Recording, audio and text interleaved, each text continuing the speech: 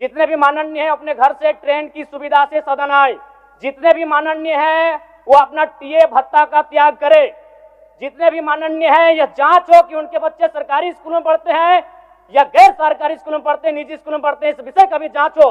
अगर उसमें अगर कसौटी में उतरते हैं, हम कहेंगे ये मैया सम्मान योजना है। सपने टूट रहे हैं, सपने नेशनल नाबूद हो रहे हैं, इसीलिए छात्र सड़कों पर है। और याद रखिएगा, उनके सपनों के बीच कोई आएगा, पहाड़ आए, दरिया आए या चट्टान आए, छात्र टकराएंगे महोदय। अगर आप उसे स्कूल कॉलेज जाने से पहले अगर 18,000 रुपए देंगे तो उसे आप निकम्मा और आलसी बनाएंगे। मैं फिर कहूंगा, यदि आप सच हैं तो सच को आंच किया कराइए जांच।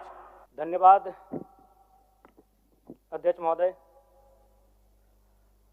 आदरणीय मुख्यमंत्री को दोबारा बहुमत से चुनकर आने के लिए भी धन्यवाद। माननीय वित्त मंत्री के द्वारा अनुपूरक बजट, द्वितीय अनुपूरक बजट जो 4,833 करोड़ 39 लाख लाया गया है, जबकि यही सरकार ठीक कुछ दिन पूर्व प्रथम अनुपूरक बजट, माफ कीजिएगा, प्रथम अनुपूरक बजट 4,833 करोड़ 39 लाख का लाया गया था।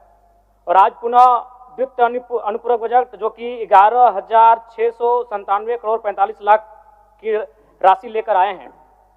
तो महोदय, जब पूर्व में हमारे पास जो निर्धारित राशि होती है और उन राशि को अगर हम खर्च नहीं कर पाते हैं तो फिर ऐसे बजट का एक दिशा का होना और राज्य की दिशा का अलग होना, कहीं ना कहीं इस चरितार्थ को हम लोग उदाहरण के रूप में प्रस्तुत करते हैं।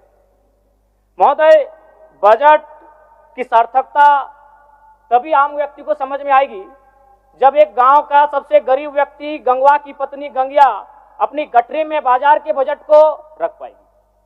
आज तमाम माननीयों ने, हमने भी सोचा था कि पक्ष की तरफ से विषय को रखा जाएगा, विपक्ष वाले तर्क को प्रस्तुत करेंगे और इसी बीच में एक नया नवेला युवा सीखने का कार्य करूंगा।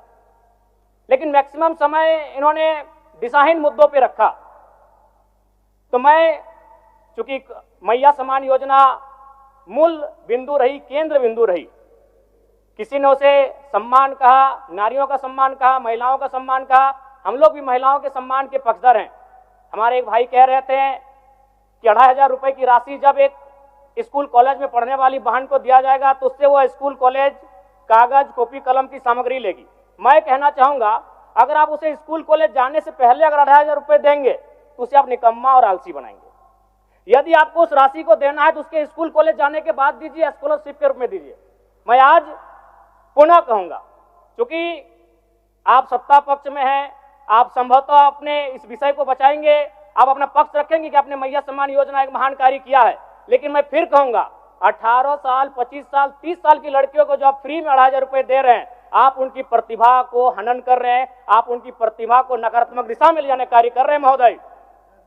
मैं इसे आप स्कॉलरशिप का रूप दीजिए। आपको 2,500 रुपए देना है, स्कूल से पहले देंगे ना। मैं कह रहा हूं, मेरी भी सैकड़ों बहनें हैं गांव में, अगर आप स्कूल जाने से पहले 2,500 रुपए उनके हाथ में देंगे, उस पैसे को वह गलत कार्यों में, गलत नहीं कहेंगे, कुछ ऐसे कार्यों में खर्च करेंगी जो लुभावनी हो। स्कूल जाने के बाद, अटेंडेंस के बाद अगर आप देंगे स्कॉलरशिप के रूप में तो वह बहन स्कूल तक जाएगी। दूसरा सवाल और एक महत्वपूर्ण विषय महोदय। एक मिनट माननीय सदस्यगण, सभा की सहमति हो तो सदन की कार्रवाई समाप्त होने तक समय बढ़ाई जाए। बोलिए, अब समाप्त करिए, बोलिए। महोदय, यदि वास्तव में मैया सम्मान की राशि 2,500 रुपए सम्मान है तो मैं चाहूंगा हम लोग एक सार्थक दिशा में बढ़िया महोदय। आज जितने भी माननीय हैं उनको बस की सुविधा दी जाए। जितने भी माननीय हैं अपने घर से ट्रेन की सुविधा से सदन आए। जितने भी माननीय हैं वो अपना टीए भत्ता का त्याग करे। जितने भी माननीय हैं यह जांच हो कि उनके बच्चे सरकारी स्कूलों में पढ़ते हैं या गैर सरकारी स्कूलों में पढ़ते हैं, निजी स्कूलों में पढ़ते हैं, इस विषय का भी जांच हो। अगर उसमें अगर कसौटी में उतरते हैं, हम कहेंगे ये मैया सम्मान योजना है, और नहीं उसे केवल और केवल जिस सपने के साथ ये राज्य अलग हुआ था वो सपना कहीं ना कहीं अधूरा होगा महोदय। 2,500 रुपया सम्मान की कसौटी नहीं होगा। सम्मान तभी होता है जब समानता से आता है। समानता है तभी सम्मान है। अगर समानता नहीं है महोदय तो किस सम्मान की आप बात करते हैं महोदय? मैं पुनः इस बीच कहना चाहूंगा महोदय, 30 सेकंड 45 सेकंड का समय चाहूंगा। आदरणीय परम श्रद्धेय, सीजीएल का मामला अभी भी गर्म है। यदि सरकार को लग रहा है वो सच्चे हैं तो सांच को आंच क्या करा लीजिए जांच, सांच को आंच क्या करा लीजिए जांच। और अब कब तक बहाना दीजिएगा कि ये विपक्ष की साजिश है? विपक्ष के सारे पे छात्र सड़कों पे नहीं है, सपने टूट रहे हैं, सपने नेशनल नाबूद हो रहे हैं, इसीलिए छात्र सड़कों पर है। और याद रखिएगा, उनके सपनों के बीच कोई आएगा, पहाड़ आए, दरिया आए या चट्टान आए, छात्र टकराएंगे महोदय।